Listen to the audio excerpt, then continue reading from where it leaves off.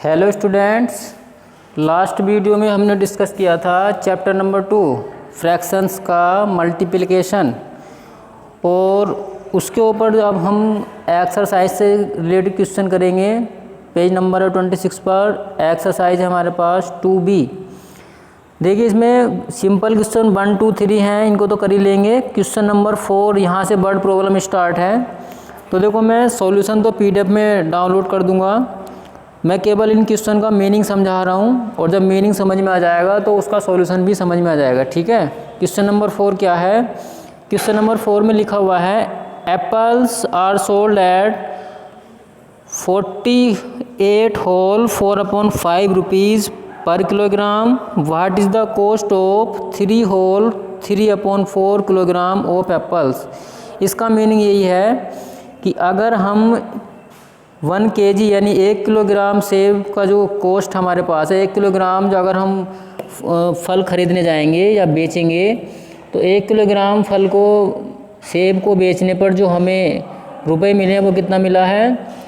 48 whole 4/5 rupees. तो सीधी सी बात है, 1 किलोग्राम सेब का मूल्य हमें ये है कि हमें 1 किलोग्राम सेब इतने रुपए पर बेचने हैं। तो हम अगर 3 होल 3/4 किलोग्राम एप्पल्स बेचेंगे तो हमें कितना मूल्य, कितने रुपए प्राप्त होंगे। तो इसके लिए क्या करेंगे, जो 1 किलोग्राम की कॉस्ट है उसकी मल्टीप्लाई कर देंगे जितने किलोग्राम हमें बेचने हैं। ठीक है।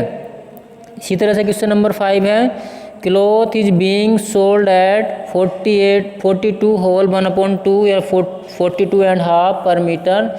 इसका मतलब है 1 मीटर जो कपड़ा बेचा गया है वो कितने रुपए का बेचा गया है? 42.5 का।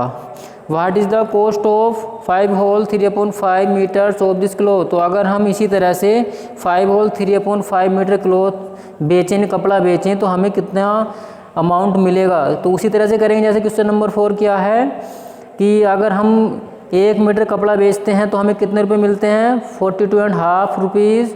और यदि हमें 5 होल 3/5 मीटर कपड़ा बेचना है तो हमें कितने रुपए मिलेंगे?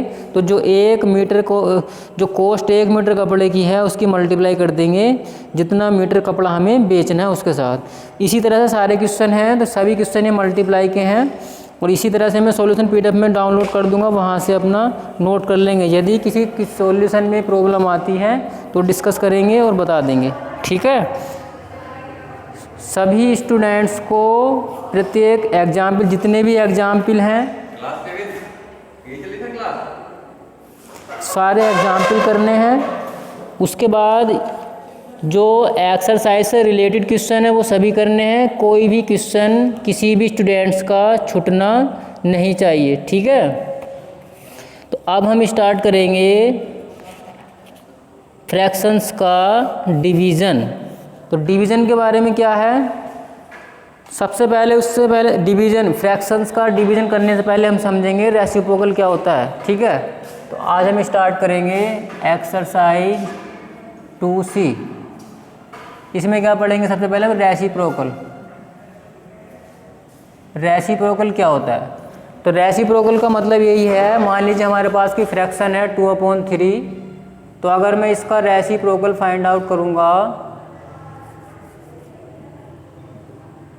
रेसिप्रोकल, तो रेसिप्रोकल में बस इतना समझेंगे, जो फ्रैक्शन का न्यूमरेटर होगा वो डेनोमिनेटर बन जाएगा, और जो डेनोमिनेटर होगा वो न्यूमरेटर बन जाएगा। फ्रैक्शन 2/3 है तो इसका रेसिप्रोकल कितना होगा?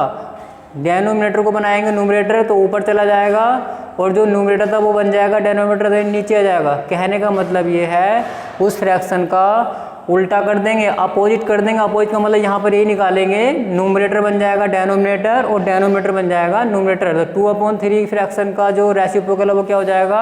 3/2।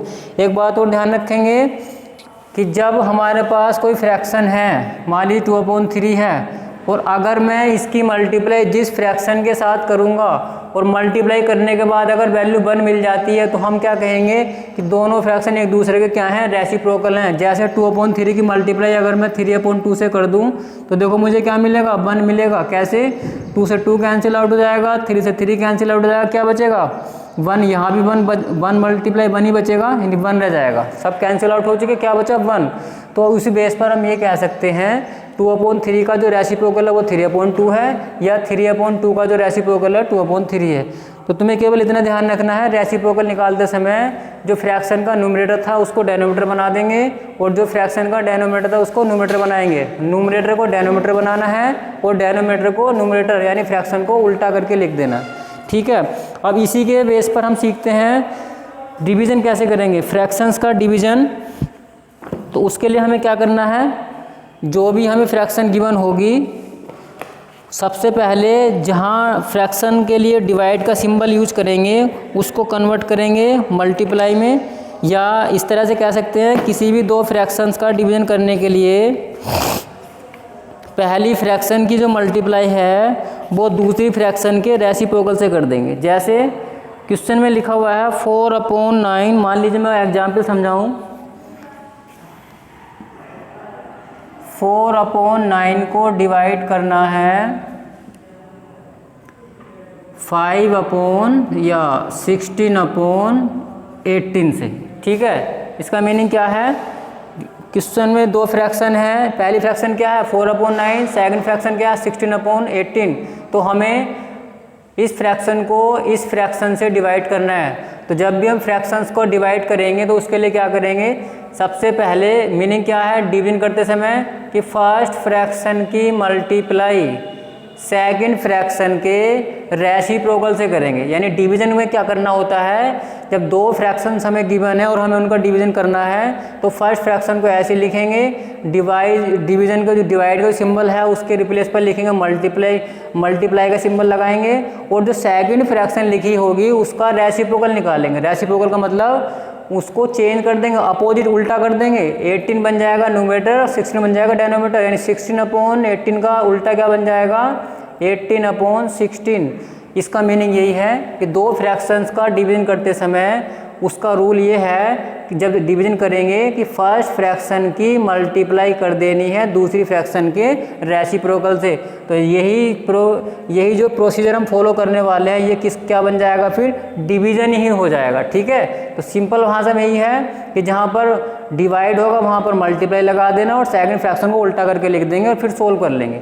अब सोल्व कर सकते हैं, देखो 4 1 जा 4, 4 4 जा 16, ये आपस में कैंसिल आउट हो जाएगा।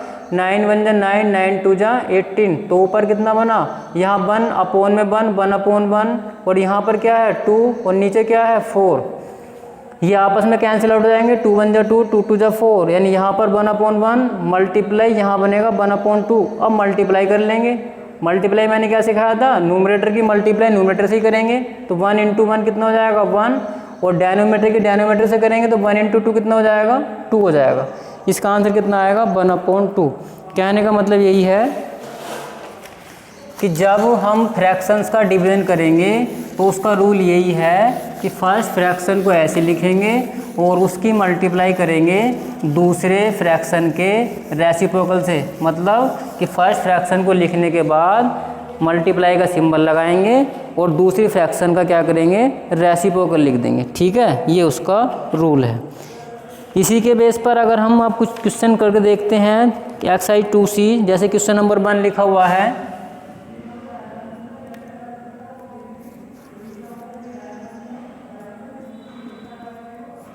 वन का जो फर्स्ट पार्ट है वो क्या है, इसमें लिखा हुआ है write down the reciprocal of, हमें रेसिप्रोकल फाइंड आउट करना है किसका, फर्स्ट पार्ट में लिखा हुआ 5/8, 5/8 का रेसिप्रोकल कितना होगा।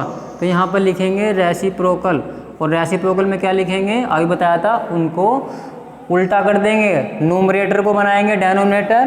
तो न्यूमरेटर क्या है 5, ये क्या बन जाएगा डेनोमिनेटर, और 8 क्या है डेनोमिनेटर, ये क्या बन जाएगा न्यूमरेटर। तो 8 ऊपर चला जाएगा 5 नीचे आ जाएगा। इस तरह से फाइंड आउट करेंगे reciprocal. Question number 2, remaining part question number 1 के इसी तरह से करेंगे, उल्टा कर देना है, रेसिप्रोकल फाइंड आउट हो जाएगा। क्वेश्चन नंबर 2 का फर्स्ट पार्ट है 4/7, डिवाइड 9/14। अगर हम इसको सोल्व करें तो 4/7 क्या बताया था, डिवाइड के प्लेस पर मल्टीप्लाई लगाएंगे और सेकंड फ्रैक्शन का रेसिप्रोकल लिख देंगे। तो इसका रेसिप्रोकल कितना आएगा 14/9। इसको सोल्व करिए, देखो कैंसिल आउट हो जाएगा, मल्टीप्लाई से पहले कैंसिल आउट कर लेते हैं। 7 1 जा 7, 7 2 जा 14। अब कुछ कैंसिल नहीं होगा, यहाँ पर क्या है 4/1 और यहाँ पर 2/9। मल्टीप्लाई कर दीजिए, 4 2 जा 8 और 9 1 जा 9। ये क्या हो जाएगा, यही इसका आंसर हो जाएगा। इसी तरह से क्वेश्चन नंबर 2 के रिमेनिंग पार्ट कर सकते हैं। देखो मैं एक बता रहा हूँ, क्वेश्चन नंबर 2 का ये हमारे पास है 9th पार्ट। इसमें थोड़ा क्या लिखा हुआ है, इसमें मिक्स फ्रैक्शन है। तो मिक्स फ्रैक्शन को हम सबसे पहले कन्वर्ट करते हैं इम्प्रॉपर फ्रैक्शन में। अब इम्प्रॉपर फ्रैक्शन क्या होती है, जिसका न्यूमरेटर बड़ा होता है और डिनोमिनेटर छोटा होता है। ये मैं अभी लास्ट वीडियो में बता चुका हूँ, तो मैं तुम्हें समझा रहा हूँ क्वेश्चन नंबर 2 का जो है 9th पार्ट। 9th पार्ट में क्या है, 15 होल 3/7 डिवाइड और आगे लिखा हुआ है 1 होल 23/49। इसको सोल्व करेंगे। तो सबसे पहले ये है मिक्स फ्रैक्शन। मिक्स फ्रैक्शन को कन्वर्ट करते हैं इम्प्रॉपर फ्रैक्शन में। उसका रूल क्या बताया था कि जो डिनोमिनेटर में नंबर लिखा हुआ होगा उसकी मल्टीप्लाई करेंगे सबसे पहले होल नंबर के साथ। तो 7 मल्टीप्लाई करेगा 15 के साथ, 15 मल्टीप्लाई 7। मल्टीप्लाई करने के बाद जो न्यूमरेटर में होगा उसको हमें ऐड करना है अपॉन 7 और डिनोमिनेटर में वही नंबर लिख देंगे जो नीचे लिखा हुआ है। डिवाइड इसी तरह से यहाँ कर सकते हैं, 49 पहले 1 से मल्टीप्लाई करेगा तो 49 मल्टीप्लाई 1, फिर उसमें क्या ऐड करेंगे 23। न्यूमरेटर में जो नंबर होगा उसको ऐड करना है, अपॉन में जाएगा 49। अब सोल्व करिए, 15 7 जा 105, 3 ऐड कर देंगे 108/7 डिवाइड 49 1 जा 49 और 23 उसमें ऐड करेंगे, 9 + 3 हो जाएगा 12, 1 कैरी, 4 + 2 6 + 1 हो जाएगा 7, यह जाएगा 72/49। अब डिवीजन करते समय क्या बताया था कि जब डिवीजन फ्रैक्शंस का डिवीजन करना है तो वहाँ डिवाइड के सिंबल के रिप्लेस में मल्टीप्लाई लगाएंगे और सेकंड फ्रैक्शन का रेसिप्रोकल लिख देंगे। तो 49 ऊपर जाएगा, 72 नीचे जाएगा। अब डिवाइड करिए, 7 1 जा 7, 7 2 जा 7 7 जा 49। अब ये दोनों नंबर 18 से डिवाइड हो सकते हैं। 18 4 जा 72 और 18 6 जा 108। क्या बचा, यहाँ पर बनेगा 6/1, यहाँ पर क्या रह जाएगा 7/4। फिर दोबारा कैंसिल आउट हो सकता है, 2 2 जा 4, 2 3 जा 6।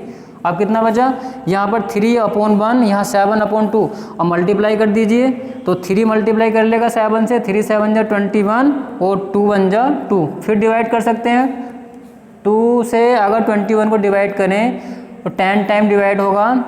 कैसे करेंगे देखो, इस तरह से 2 1 जा 2, रिमाइंडर 0, ऊपर से डिजिट लिखेंगे 1। अब ऊपर से डिजिट लिखते हैं, टेबल नहीं जाती तो ना जाने का क्या लिखेंगे 0। बस पॉइंट हम लगा नहीं रहे, केवल हमने रिमाइंडर में छोड़ दिया। तो क्वेश्चन कितना बना 10, उसको बनाएंगे होल नंबर और रिमाइंडर कितना 1 उसको लिखेंगे न्यूमरेटर में और जिससे डिवाइड करें तो उसको लिखेंगे डिनोमिनेटर में। तो 2 हमारा था डिवाइजर, ये बन जाएगा डिनोमिनेटर। तो क्या बना 10 होल 1/2, बस ये हमारा आंसर हो जाएगा। ठीक है, तो ये ध्यान रखना है कि अगर मिक्स फ्रैक्शन हो तो पहले उसको कन्वर्ट करते हैं इम्प्रॉपर फ्रैक्शन में। ठीक है, अब देखो एक वर्ड प्रॉब्लम समझा रहा हूँ मैं। क्वेश्चन नंबर 4 है जैसे, a rope of length 13 whole 1/2, 13.5 metre has been divided into 9 pieces of the same length. इसका मतलब यह है कि हमारे पास एक 13 होल 1/2 मीटर कोई एक लंबी रस्सी है जिसको हमें इक्वल उसके हमें 9 पार्ट बनाने हैं, 9 पीस में उसको डिवाइड करना है और प्रत्येक पीस की लंबाई क्या है इक्वल, यानी उसके 9 टुकड़े करने हैं और प्रत्येक टुकड़े की लंबाई क्या है इक्वल है। तो what is the length of each piece, तो प्रत्येक टुकड़े की लंबाई कितनी होगी। इसका मतलब ये है, मान लीजिए मेरे पास 20 मीटर लंबी कोई रस्सी है। अब मुझे उस 20 मीटर लंबी रस्सी के क्या बनाने हैं, 4 टुकड़े बनाने हैं और 4 टुकड़े ऐसे बनाने हैं कि प्रत्येक टुकड़े की लंबाई क्या हो, लेंथ क्या हो, इक्वल हो। तो क्या करूँगा मैं, जितने मीटर मेरे पास लंबी रस्सी है मैं उसको डिवाइड कर दूंगा जितने मुझे टुकड़े बनाने हैं। तो 20 मीटर लंबी रस्सी है, मुझे जो है उसके 5 पार्ट बनाने हैं तो मैं 5 से डिवाइड कर दूंगा, तो 5 4 20, यानी प्रत्येक टुकड़े की लंबाई कितनी जाएगी 4 मीटर आ जाएगी। उसी तरह से ये क्वेश्चन है कि हमारे पास जो लेंथ है रोप की, question number 4, given that length of rope, वो हमें कितना गिवन है 13.5 या 13 होल 1/2 मीटर। इसको ये मिक्स फ्रैक्शन है, इम्प्रॉपर फ्रैक्शन में कन्वर्ट करेंगे तो 13 2 जा 26 + 1 हो जाएगा 27/2। इनकी मल्टीप्लाई करके न्यूमरेटर को ऐड कर देना, ठीक है। नंबर ऑफ पीसीज,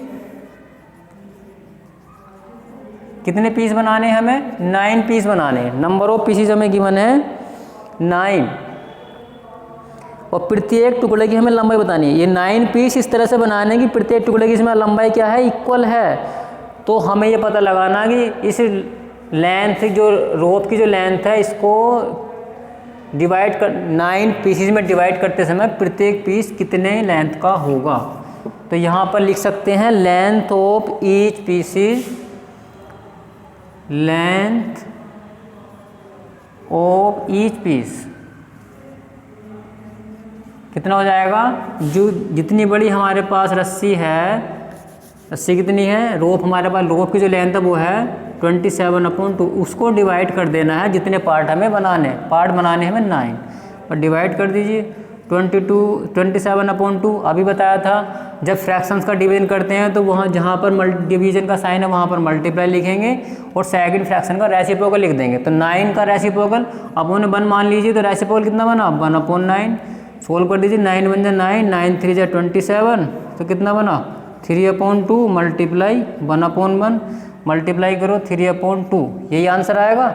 इसको थोड़ा और सोल्व कर सकते हैं, 2 की टेबल 3 में जाएगी 1 टाइम, तो कितना आएगा 1 होल 1/2 ये मीटर, यानी प्रत्येक टुकड़े की लंबाई क्या है 1 होल 1/2 मीटर।